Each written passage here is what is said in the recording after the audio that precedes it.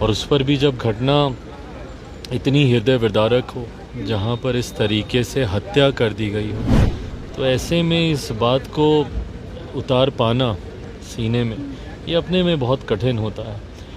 ऐसे में आज बस सिर मिलकर उनको गले लगाकर, बिल्कुल आपराधिक घटनाएं जिस तरीके से हुई हैं ये चिंता का विषय तो है ही कि अनुसूचित जाति का आधार कभी भी शैक्षणिक नहीं रहा है, कभी भी आर्थिक नहीं रहा है। मुकेश सैनी से मिलने आए थे, उनके पिता की हत्या कर दी गई, आज आप लोगों ने मुलाकात की, क्या आप कहेंगे इस पूरी घटना को लेकर? देखिए, बस सिर मिलकर उनको गले लगाकर सिर्फ अपनी तरफ से संवेदनाएं देने का एक प्रयास किया। पर जैसा मैंने कहा, क्योंकि मैं इन परिस्थितियों से गुजरा हूं तो मैं जानता हूं कि कोई भी शब्द ऐसे में मायने नहीं रखते। बस ऊपर वाला उनकी आत्मा को शांति दे और परिवार को हिम्मत दे, ये प्रार्थना करता हूं। आपको भी लगता है बिहार में अपराध बढ़ गया है?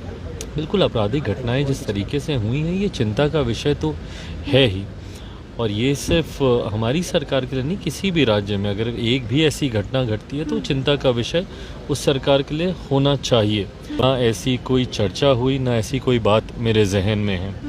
आने वाले दिनों में राजनीति में क्या होता है नहीं होता है, बट आज सिर्फ एक परिवार का सदस्य बनकर उनसे मुलाकात करने आया हूं। पशुपति पारस एक्टिव हो गए हैं, वो यात्रा पर निकल रहे हैं, क्या आपकी टेंशन बढ़ सकती है? एनडीए की टेंशन बढ़ सकती है? किसी की कोई टेंशन नहीं बढ़ती।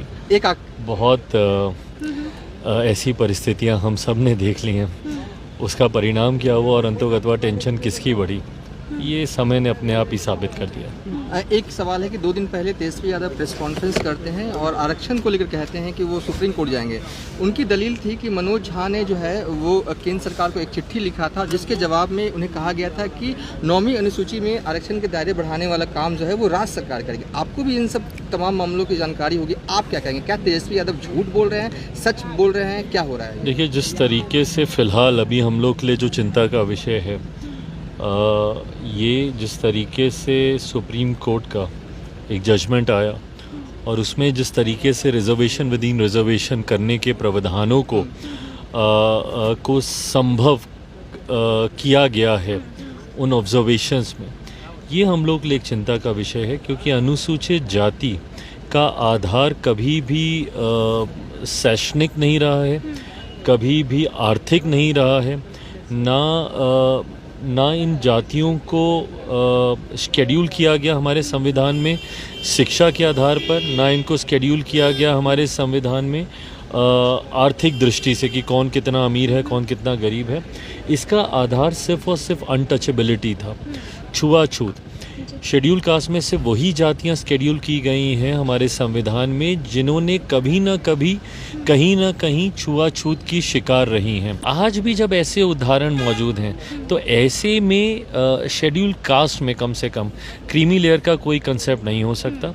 लोक जनशक्ति पार्टी रामविलास भी एक पुनर्विचार याचिका इसको लेकर सुप्रीम कोर्ट में हम लोग दाखिल करने जा रहे हैं। हम लोग मानते हैं कि इससे समाज में बंटवारा होगा।